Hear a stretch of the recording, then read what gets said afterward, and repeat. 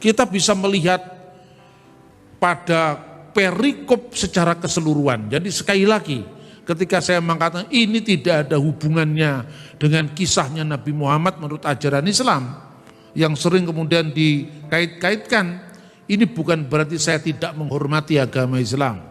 Tidak, karena ini kitab kita yang dipakai oleh orang Islam untuk membenarkan, mencari pembenaran ajaran Islam. Maka saya berhak memberikan klarifikasi konteks kitab ini seperti apa. Lembaga Alkitab memberikan judul pasal 29, Yerusalem terkepung tetapi diselamatkan. Kitab Nabi saya pasal 29 mulai dari ayat 9 sampai dengan ayat 16. Demikian firman Tuhan. Bangsa yang buta, tercengang-cenganglah penuh keheranan, biarlah matamu tertutup buta semata-mata. Jadilah mabuk, tetapi bukan karena anggur. Jadilah pusing, tetapi bukan karena arak. Sebab Tuhan telah membuat kamu tidur nyenyak. Matamu, yakni para nabi, telah dipejamkannya. Dan mukamu, yaitu para pelihat, telah ditudunginya. Maka bagimu penglihatan dari semuanya itu seperti isi sebuah kitab yang termaterai. Apabila itu diberikan kepada orang yang tahu membaca dengan mengatakan, baiklah baca ini, maka ia akan menjawab, aku tidak dapat membaca, sebab kitab itu termaterai. Dan apabila kitab itu diberikan kepada seorang yang tidak dapat membaca dengan mengatakan, baiklah baca ini, maka ia akan menjawab, aku tidak dapat membaca. Dan Tuhan telah berfirman, oleh karena bangsa ini datang mendekat dengan mulutnya dan memuliakan aku dengan bibirnya, padahal hatinya menjauh daripadaku, dan ibadahnya kepadaku hanyalah perintah manusia yang dihafalkan. Maka sebab itu sesungguhnya aku akan melakukan pula hal-hal yang ajaib kepada bangsa ini, keajaiban yang mentakjubkan. Hikmat orang-orangnya yang berhikmat akan hilang, dan kearifan orang-orangnya yang arif akan bersembunyi. Celakalah orang yang menyembunyikan dalam rancangannya terhadap Tuhan, dan pekerjaan-pekerjaannya terjadi dalam gelap sambil berkata, siapakah yang melihat kita, dan siapakah yang mengenal kita? Betapa kamu memutar balikkan segala sesuatu. Apakah tanah liat dapat dianggap sama dengan tukang periuk? Sehingga apa yang dibuat dapat berkata tentang yang membuatnya, bukan dia yang membuat kita. Dan apa yang dibentuk berkata tentang yang membentuknya, ia tidak tahu apa-apa. Saudara-saudara yang terkasih di dalam Tuhan, sebagaimana tadi kita membaca kitab Kidung Agung pasal 5 ayat 16 yang disalahpahami oleh orang non-Kristen yang ditafsirkan sebagai nubuat akan datangnya Nabi akhir zaman, maka ayat ini juga sering disalahpahami oleh mereka dan ditafsirkan sebagai nubuat akan kedatangan Nabi yang buta huruf.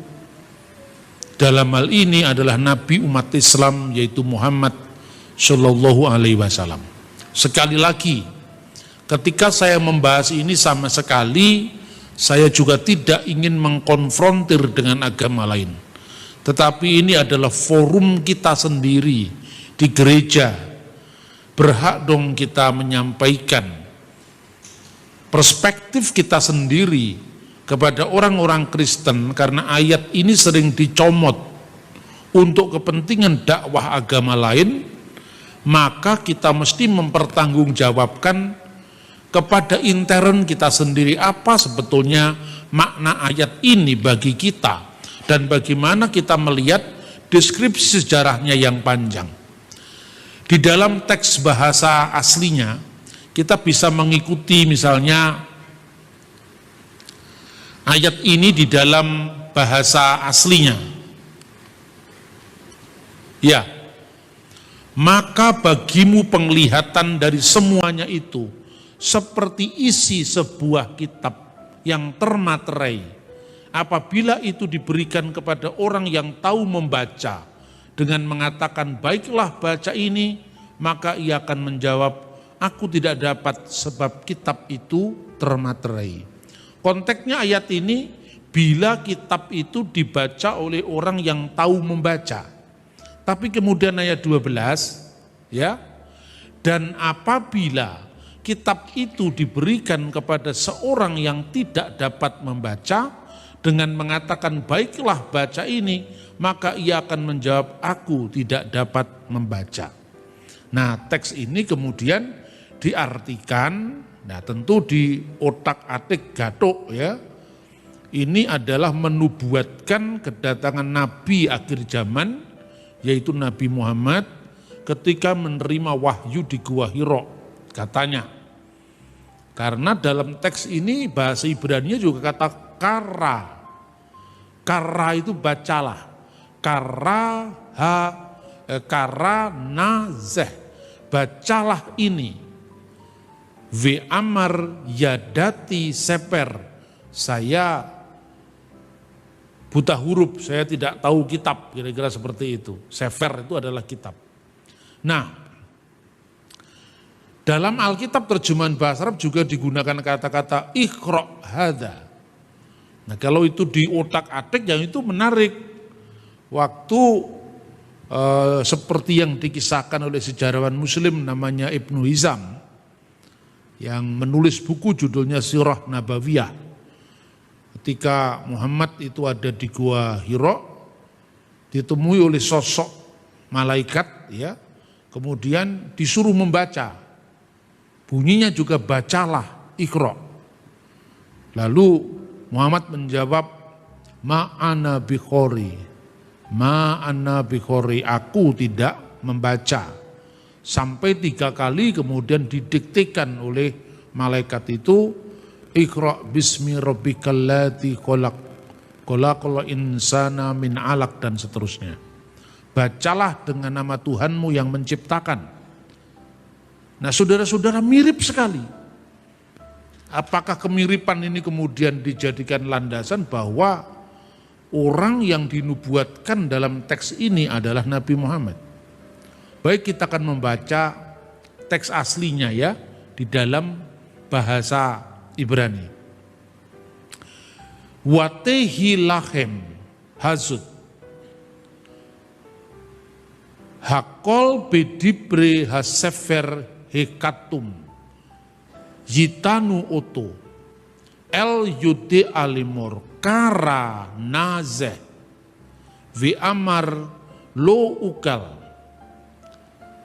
Kira-kira teks ini kalau diberikan kepada orang yang tahu membaca, baiklah baca ini, kara nazeh, bacalah teks ini. Maka jawabnya, aku tidak dapat membaca karena apa? Karena kitab itu tertutup, termaterai. Nah, kata katum, kotam, itulah yang disebut materai. Makanya ada ungkapan kutmata dalam bahasa Aram. Kita ingat juga kemarin saya sampaikan bahwa seorang pendiri agama Manikianisme yang dikenal dengan Nabi Mani, kitabnya adalah Evangelion de Mani, itu pada abad ketiga. Mendirikan agama yang namanya Dinanuhra, menyebut dirinya bahwa dia adalah penutup nabi-nabi. Kutmata de Nabiye, atau penutup rasul-rasul atau materai rasul-rasul, yang dikenal the seal of the apostle. Dalam bahasa Aram, bukan Arab ya, Aram itu adalah kutmata de slihe. Jadi kata qatam dalam bahasa Ibrani itu sering muncul sekali. Taruhlah aku seperti materai dalam hatimu, seperti materai pada lenganmu. Misalnya diungkapkan dalam kitab Kidung Agung. Jadi Kitab itu termaterai berarti kitab itu tertutup, tidak bisa dibaca. Makanya kalau disebut kut mata deslike, penutup nabi-nabi. Nah, ungkapan aram itulah yang kemudian ditemukan paralelnya dalam bahasa Arab, kata munnabiyin, penutup nabi-nabi atau materai nabi-nabi. Itu digambarkan tentang apabila diberikan ibarat itu kitab itu nggak bisa dibaca karena apa? Bagi orang sekalipun dia bisa membaca karena kitab itu tertutup. Lalu ayat 12 baru diungkapkan bagaimana kalau kitab itu diberikan kepada orang yang bisa membaca. Maka wanitan haseper al-asyar lu yadak sefer, apabila diberikan kepada orang yang tahu sefer, tahu kitab, tahu tulisan, lemor dengan dikatakan kara nazeh, ya kalau Arabnya ikhra ada, bacalah itu fi amar, maka jawabnya yadati sefer, saya tidak kenal kitab, saya tidak bisa membaca. Ini tidak ada hubungan sama sekali dengan nubuat akan datangnya Nabi. Ya, teks ini berbicara tentang penghakiman kota Yerusalem lewat serangan seorang raja namanya Sanherib dari Asyur. Dan ini bukan nubuat, bukan memprediksi tentang zaman yang akan datang, tetapi bicara tentang penghakiman atas kota Yerusalem. Karena apa? Karena nabi-nabi, utusan-utusan Tuhan yang mestinya dia bisa menjadi juru bicara Tuhan melalui sabda yang diberikan kepadanya, melalui penglihatan yang diberikan kepadanya, itu ternyata tidak melakukan. Begitu juga para pelihat, para ro'eh tidak bisa melihat. Maka dalam ayat 10 dikatakan, sebab Tuhan telah membuat kamu tidur nyenyak. Siapa yang dikatakan kamu tidur nyenyak? Itu matamu, yakni para nabi. Para nabi-nabi yang tidak sejati. Para nabi-nabi yang muncul di kalangan orang-orang Yehuda, tapi sesungguhnya hanya menggunakan profesi rohani itu untuk tidak sesuai perbuatan mereka dengan apa yang dirancangkan Tuhan. Makanya matamu, yakni mata para nabi, telah dipejamkannya, telah dipejamkan oleh Tuhan. Dan mukamu, karena kalau melihat kan pakai muka ya, muka itu pun para pelihat, para ro'eh itu dalam bahasa aslinya telah ditudunginya, telah ditutupinya. Karena apa? Bangsa ini telah memilih bahwa mereka beriman itu bukan karena dia benar-benar beriman dengan tulus hati, dengan mendengar suara Tuhan, dengan melakukan firman Tuhan, tetapi ibadah mereka hanya hafalan, ibadah mereka hanya ritual yang kering, yang tidak menyentuh hati, menyentuh pikiran, menyentuh segenap kehidupannya untuk menjadi pengabdi-pengabdi kepada Tuhan. Maka percuma lagi bangsa ini, kira-kira seperti itu konteksnya. Percuma lagi bangsa ini ada banyak nabi-nabi atau ada banyak pelihat-pelihat, tapi visi mereka seolah-olah itu hanya disalahgunakan sehingga seperti ditudungi, sekalian ditudungi. Karena apa? Karena mereka tidak lagi bisa menjadi juru bicara Tuhan dari apa yang sudah diberikan Tuhan kepada mereka, karena telah dipejamkan mata mereka, yaitu mata nabi-nabi tadi, atau karena telah ditudungi muka mereka sehingga ro'eh atau para pelihat tidak bisa melihat lagi kebenaran. Nah, karena itu baru ayat 11 dikatakan, maka bagimu penglihatan atas semuanya itu yang diberikan Tuhan itu seperti sebuah kitab yang termaterai, kitab yang digembok, kitab yang tutup, sehingga kalaupun dia bisa membaca, dia tidak bisa membaca lagi karena kitab itu sudah digembok, sudah ditutup, sudah dimaterai. Dan apabila kitab itu diberikan kepada nabi-nabi, para pelihat yang bisa membaca, maka dia tidak bisa membaca kitab itu. Yang tidak bisa membaca, aku tidak bisa membaca. Yang bisa membaca, aku juga tidak bisa membaca karena kitabnya termaterai. Nah, konteksnya apa sebetulnya firman Tuhan ini? Kita bisa melihat pada perikop secara keseluruhan. Jadi sekali lagi, ketika saya mengatakan ini tidak ada hubungannya dengan kisahnya Nabi Muhammad menurut ajaran Islam yang sering kemudian dikait-kaitkan, ini bukan berarti saya tidak menghormati agama Islam. Tidak. Karena ini kitab kita yang dipakai oleh orang Islam untuk membenarkan, mencari pembenaran ajaran Islam. Maka saya berhak memberikan klarifikasi konteks kitab ini seperti apa. Lembaga Alkitab memberikan judul pasal 29, Yerusalem terkepung tetapi diselamatkan. Ayat pertama, celakalah Ariel, kota tempat Daud berkemah. Biarlah tahun demi tahun perayaan silih berganti. Aku akan menyesakkan Ariel, sehingga orang mengerang dan mengaduh, dan kota itu akan seperti perapian bagiku. Ariel itu bahasa Ibrani, artinya singa Tuhan. Disinilah menunjuk kepada singa Yehuda. Ini gambaran tentang kota Daud, yaitu kota Yerusalem. Kota Yerusalem yang tidak ideal lagi di mata Tuhan, tapi kota yang sering memberontak terhadap Tuhan. Bahkan ketika ada banyak rohaniwan, banyak nabi-nabi, banyak pelihat, tapi sesungguhnya mata mereka seolah-olah sudah tertutup. Muka mereka seolah-olah tertudungi karena mereka hanya membaca Alkitab, membaca firman Tuhan, tapi tidak pernah bisa melaksanakan. Kalaupun dia melakukan ibadah, itu hanya ibadah hafalan yang tidak membawa perubahan dalam kehidupan rohani mereka. Maka dalam konteks inilah, mulai tahun 701, Tuhan mengirimkan seorang raja Asyur yang namanya Sanherib untuk menyatakan murkanya atas kota Yerusalem. Namun toh kota Yerusalem akhirnya dilepaskan. Dan ini terjadi pada zaman Nabi Yesaya. Maka di sini Yesaya itu menjadi sumber primer. Karena Yesaya hidup dalam beberapa zaman, dan ini terjadi pada zaman Hizkia. Nah, saudara-saudara, dia menjadi saksi mata Nabi Yesaya yang menulis ini. Karena dia saksi mata, maka dia sumber primer kalau ngomong sejarah.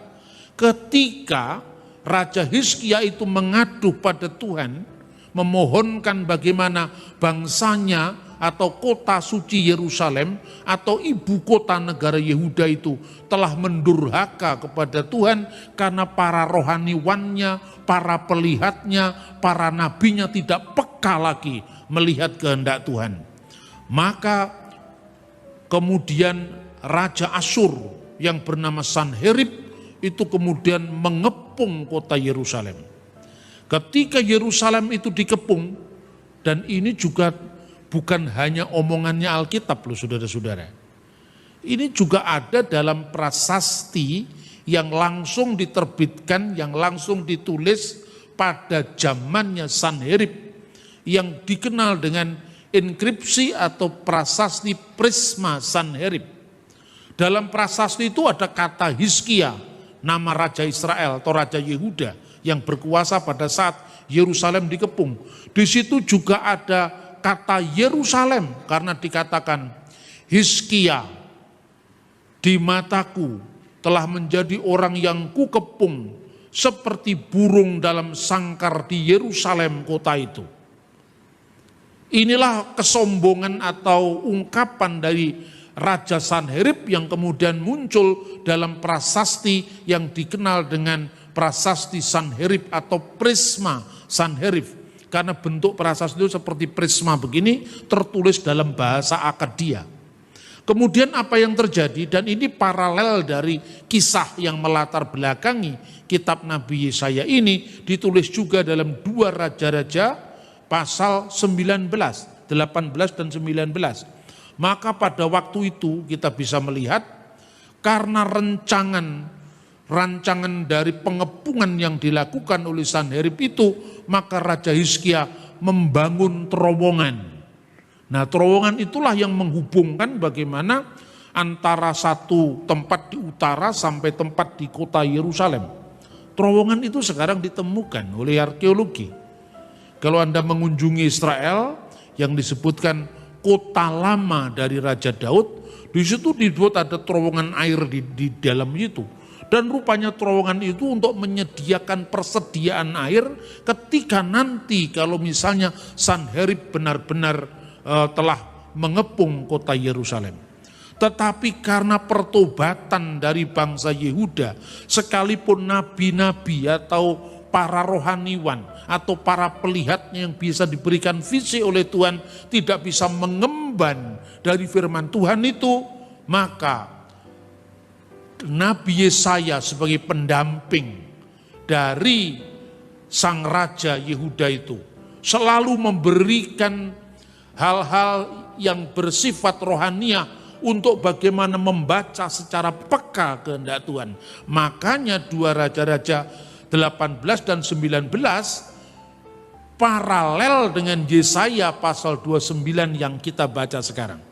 Jadi Yesaya pasal 29 itu menceritakan bagaimana kebobrokan para tokoh agama yang disebut para Nevim, para nabi dan para para pelihat itu, sehingga muka mereka seolah tertudungi, sehingga mata mereka seolah tertutup karena ibadah mereka hanya bersifat lahiriah. Nah, itulah bencana yang diancamkan kepada Ariel, yaitu singa Allah yang melambangkan kota Yerusalem. Nah, saudara-saudara, di dalam 2 Raja-Raja 19 ayat 35 itu diceritakan ketika bangsa itu kemudian mengadu kepada Tuhan, selain dia melakukan usaha untuk bagaimana nantinya kalau serangan Sanherib itu akan tiba di kota Yerusalem, dibangun terowongan itu. Dan kita juga menemukan prasasti di sana yang disebut sebagai prasasti Siloam. Prasasti itu menceritakan kejadian ini. Jadi sekarang jelas Alkitab itu bukan sekedar buku yang diklaim sebagai wahyu tanpa bukti atau tanpa konfirmasi dengan sumber-sumber sejarah yang sejaman. Bahkan prasasti yang dikenal dengan prasasti kolam Siloam yang menceritakan bagaimana Raja Hizkia untuk membangun terowongan air itu sampai sekarang masih bisa dilihat di Yerusalem.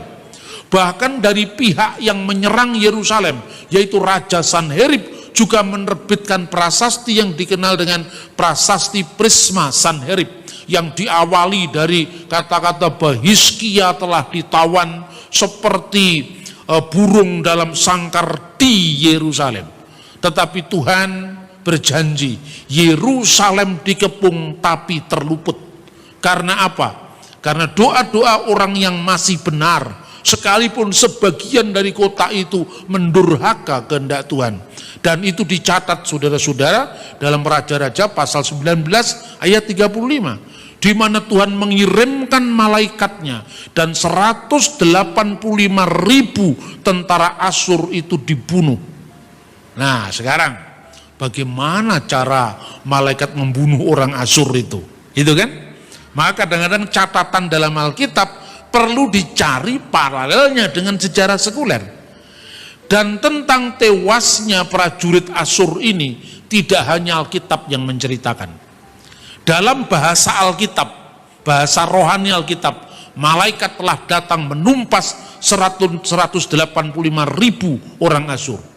Tetapi sejarawan-sejarawan lain yang hidup kira-kira berdekatan dengan zaman itu, misalnya sejarawan Romawi yang bernama Herodotus, Saudara-saudara, bukunya sudah diterbitkan dalam bahasa Indonesia.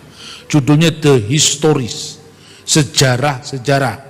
Bahasa aslinya dalam bahasa Yunani judulnya Historikon. Saya dapat buku ini dalam bahasa Yunani di tempat loak di Taman Ismail Marzuki. Saya itu punya karunia untuk merombeng buku. Buku-buku yang asing begini saya dapat. Kalau Anda pergi ke Israel, ya, itu Anda di Ben Yehuda itu ada toko buku tua yang menjadi langganan saya. Itu ada edisi buku-buku yang mulai dari filsafat sampai bapak-bapak gereja ditulis bilingual dalam bahasa asli, Yunani misalnya dengan English translation, Latin misalnya dengan terjemahan bahasa Inggris. Itu lengkap. Tapi buku itu harganya lumayan juga. Satu buku kecil itu Inggris, Yunani itu harganya sekitar 50 sampai 60 US dollar. Ya kalau di sini berapa itu ya? 750.000 buku satu itu. Kalau di sini Anda beli buku 150.000 aja keberatan sekali. Padahal buku itu penting karena itu jendela dunia, itu Anda bisa membaca kemana-mana. Apakah Alkitab tidak cukup? Untuk iman kita cukup. Tapi untuk pembuktian pada orang tidak percaya, apakah mereka cukup hanya kitab suci kita? Kitab suci kita kan bagi kita yang percaya. Bagi dia yang punya kitab sendiri kan nggak cukup. Maka untuk membedakan itu penting kita baca sejarah. Saya penasaran, apa maknanya malaikat membunuh 185.000 orang pada peristiwa ketika Yerusalem dikepung, tapi Yerusalem menjadi selamat. Dan saat itu kemudian digambarkan bahwa Raja Sanherib meninggalkan batas kota Yehuda, lalu dia kembali ke wilayahnya, ke negaranya, dan tidak lama setelah itu Sanherib meninggal. Tapi tentaranya sudah mati di Yehuda 185.000 orang menurut catatan Alkitab. Ternyata Herodotus mencatat juga, bukan hanya Herodotus, Flavius Josephus itu mengutip dari sejarawan Babel. Jadi sejarawan Babel namanya adalah Barosus. Ada 3 catatan. Yang paling lama itu adalah sejarawan Herodotus, sejarawan Roma, lalu sejarawan Barosus dari Babel, dan sejarawan Yahudi yang bernama Flavius Josephus. Ternyata yang disebut malaikat membunuh dia itu lewat apa? Lewat persebaran penyakit pes. Karena banyak tikus-tikus yang kemudian gak tahu datangnya dari mana, tiba-tiba menimbulkan wabah penyakit, katanya Barosus. Wabah penyakit pes, kata Herodotus. Seolah-olah Tuhan bekerja melalui malaikat yang dikirimkan itu, mengirimkan banyak tikus yang di situ. Kemudian tikus-tikus itu menyebarkan wabah penyakit, dan tentara-tentara asing yang berkemah untuk menyerang Yerusalem itu meninggal. Dan saat itu Yerusalem diselamatkan Tuhan dari serangan bangsa Asyur, khususnya dari Sanherib. Nah, karena apa? Itu tadi kritiknya. Karena bangsa ini hanya melayani Tuhan dengan bibirnya, apa yang mereka lakukan itu hanya ibadah hafalan yang tidak tulus dari hatinya, sehingga tidak ada dampaknya pada kehidupan rohani masyarakat Yerusalem yang disindir dengan kata Ariel, Ariel, wahai singa Allah yang perkasa, wahai kota Daud yang hebat, di mana kehebatanmu dulu? Di mana kehebatan kalian sebagai singa-singa Allah? Nyatanya para rohanianmu sekarang hanya seolah-olah melaksanakan ritual tanpa masuk dalam roh dan kebenaran. Ibadah yang hanya lip service, ibadah yang hanya dihafalkan, dan itu sama sekali tidak mengubah perilaku kehidupanmu sehari-hari. Bahkan kehadiran seorang nabi-nabi, kehadiran para nabi-nabi, kehadiran para pelihat, mukanya seolah ditudungi, matanya seolah ditutup. Dan itu digambarkan mereka itu sudah tidak berubah. Ibarat kalau itu kitab dibukakan kepadanya dan orang itu bisa membaca, maka tetap saja nggak dibaca. Karena apa? Kitab itu sudah dimaterai. Itu kan paralel dengan kata-kata sudah seperti mata yang sudah ditudungi, seperti muka yang sudah ditudungi, seperti mata yang sudah ditutup. Dan itu pun kalau bisa dibaca oleh orang yang bisa membaca, kitabnya tertutup. Kalau dia tidak bisa membaca, artinya dia sudah buta nalar, artinya dia sudah tidak mengerti, tidak peka terhadap Sefer Elohim, terhadap buku-buku suci dari Tuhan, terhadap firman-firman Tuhan. Itulah yang diumpamakan dari ayat 11 dan ayat 12. Ayat 12 itu kalau orang tidak bisa membaca, dia mengatakan aku tidak bisa membaca. Kalau dia orang bisa membaca, kitab itu menjadi tertutup. Jadi sekali lagi, tidak ada hubungan sama sekali dengan apa yang ditafsirkan sebagai Nabi Muhammad. Nah, saudara-saudara yang terkasih di dalam Tuhan, maka membaca kitab suci harus melihat konteks, tidak bisa terlepas dari konteks. Dan juga dalam hubungan kita dengan agama lain, dengan umat agama lain, harus dibangun di atas respek terhadap perbedaan. Perbedaan itu bukan berarti permusuhan. Saya menyatakan kebenaran ini karena ini kitab saya, kitab kita, kitab suci kita yang disalahpahami oleh orang luar, yang dimanfaatkan untuk kepentingan orang luar.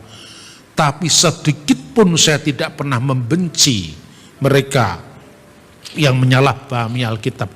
Justru karena kasih dan kecintaan saya, bukan hanya terhadap kitab suci saya, tapi terhadap jiwa-jiwa yang tidak memahami misi hidupnya, bahkan menggunakan kitabnya orang lain sebagai pembenaran. Maka saya teringat sabda Yesus, ampunilah mereka, karena mereka tidak tahu apa yang mereka perbuat.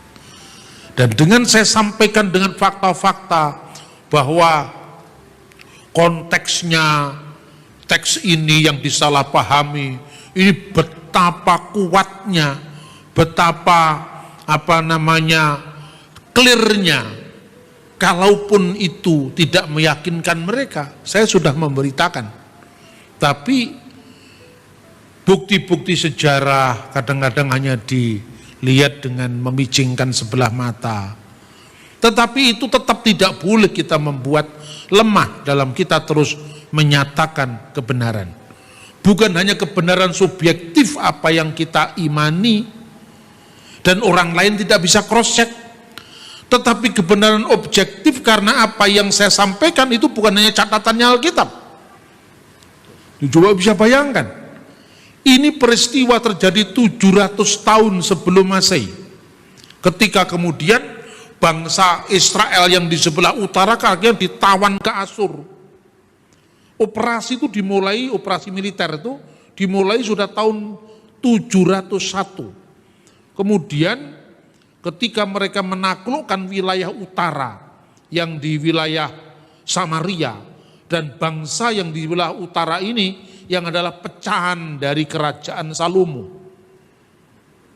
yang di sebelah utara dipimpin oleh Yerobeam yang juga orangnya Salomo, memisahkan diri dari kerajaan Yerusalem yang tinggal diikuti oleh dua suku Israel yang disebut suku Yehuda, didukung oleh sekelompok kecil suku Benyamin. Yang di sebelah utara diikuti 10 suku, karena suku Yusuf itu dihitung dua anaknya. Sementara orang Lewi, karena Lewi tidak diberi tanah pusaka, maka ada yang ikut ke utara, ada yang ikut ke selatan. Karena orang Lewi tidak punya tanah pusaka, karena orang Lewi menerima persepuluhan dari ke-11 saudaranya itu aturan yang Tuhan tentukan untuk bangsa Israel.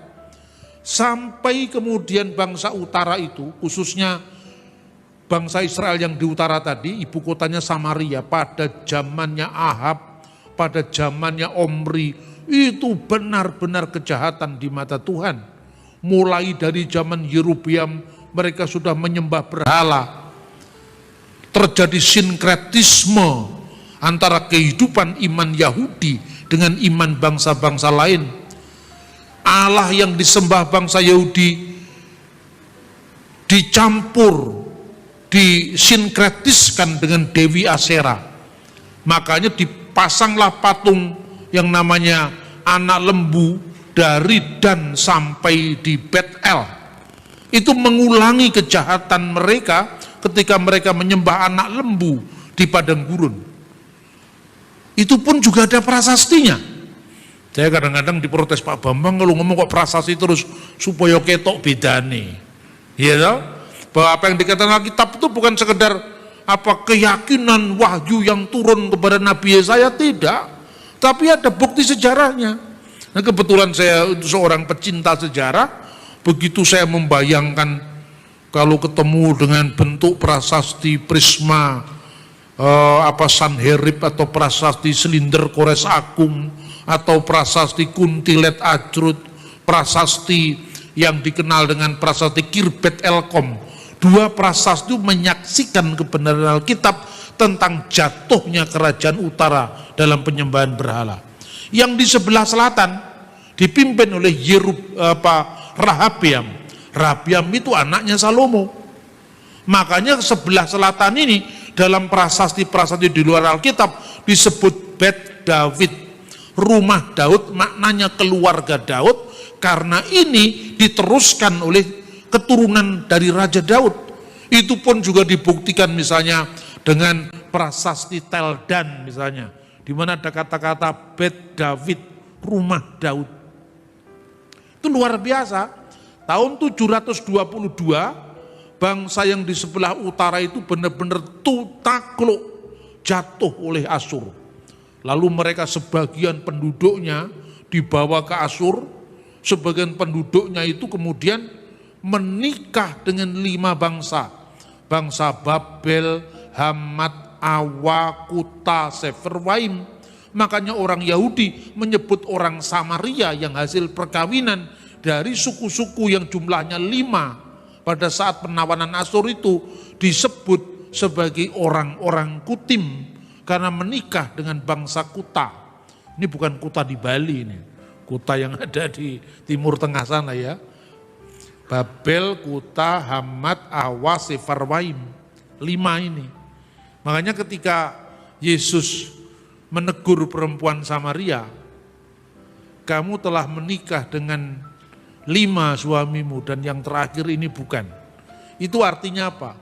Yesus mengingatkan dosa bangsa Samaria ketika dulu dia melakukan sinkretisme agama dengan 5 suku itu, dan sekarang kamu sudah dirikan bait sucimu di Gunung Gerizim sebagai tandingan Yerusalem, tapi sebenarnya kamu juga tidak sungguh-sungguh menyembah Allah Israel itu.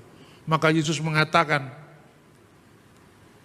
kamu menyembah Allah yang tidak kamu kenal. Kami menyembah Allah yang kami kenal karena kebenaran datang dari bangsa Yahudi. Orang Samaria tetap dikasih Yesus karena perbuatan baik mereka. Karena ortopraksi mereka, tetapi Yesus tidak kehilangan sikap kritisnya bahwa bangsa ini melakukan pelanggaran di masa lalu. Nah, tahun 722 tertawan, tinggal Yehuda yang ingin ditundukkan kepada Asyur, maka Sanherib mengirimkan pasukan militernya untuk menduduki Yudea. Tetapi beda yang di sebelah utara, yang di sebelah selatan ini lewat bimbingan Nabi Yesaya, yang tidak lain adalah nabi yang benar, yang tidak lain adalah nabi yang menjadi saksi sejarah, saksi mata dari kehidupan Raja Israel, khususnya Hizkia. Maka Tuhan mendengar ketika malaikatnya dikirimkan menewaskan 185.000 orang. Nah, saudara-saudara, dalam konteks inilah ayat 12 terus kita baca. Apabila kitab ini diberikan pada orang yang tidak bisa membaca, dia mengatakan aku tidak bisa membaca. Ini bukan nubuat, ini peristiwa yang terjadi, yang direkam, direfleksikan oleh Nabi Yesaya untuk peringatan bagi bangsa Yehuda dan juga generasi setelahnya, termasuk kita semua. Nah, saudara-saudara banggakan dengan Alkitab? Amin, saudara-saudara. Ini luar biasa, karena apa? Saya kalau mengajar sejarah, selalu saya kaitkan dengan sejarah biblikal. Nah, siapa Raja Kores itu saya jelaskan. Dan orang menerima perspektif yang lebih lengkap tentang Alkitab, tentang firman Tuhan. Nah, kiranya apa yang saya sampaikan dari contoh bagaimana Tuhan telah menegur bangsa Yehuda karena banyak rohaniawan mereka yang menyalahgunakan profesi rohani itu, para nabi yang matanya seolah-olah telah tertutup, para pelihat yang mukanya seolah-olah sudah tertudungi karena pilihan mereka untuk mendurhaka, untuk tidak peka, untuk hanya memahami ibadah sebatas ritus belaka. Itu menjadi peringatan bagi gereja kita sekarang. Karena apapun antusiasme rohani itu patut untuk kita hargai. Tetapi jangan-jangan itu hanya menjadi tren. Ini teguran bagi kita. Tuhan tidak menilai rumusan doa kita yang baik, rumusan doa kita yang indah-indah, tetapi ketulusan hati kita, tetapi kepolosan seperti seorang anak-anak yang Tuhan Yesus katakan, biarlah anak-anak itu datang kepadaku, karena dialah yang akan memperoleh kerajaan surga. Kita kiranya diberikan pencerahan oleh Roh Kudus dengan memberikan kita pendengaran yang peka terhadap suara Tuhan, khususnya di tengah-tengah kebangkitan agama. Sekarang ini kan era kebangkitan agama kan? Tapi kalau teks ini dibaca dalam konteks era kebangkitan agama, jangan-jangan cuman merek agamanya yang terekspos, tapi spiritualitasnya mati, degup gerak rohaninya tidak jalan. Maka agama tanpa spiritualitas, agama yang jadi organized religion, tapi tidak mengandung roh yang menyala-nyala. Roh yang menyala-nyala ini roh yang melayani Tuhan, yang peka terhadap suara Tuhan dan membaca tanda-tanda zaman, seperti Yerusalem yang terkepung tetapi akhirnya terselamatkan. Tuhan memberkati. Terima kasih saudara-saudara sekalian sudah mengikuti khotbah ini sampai selesai. Semoga menambah iman dan wawasan kita ya. Sampai jumpa di video berikutnya. Shalom.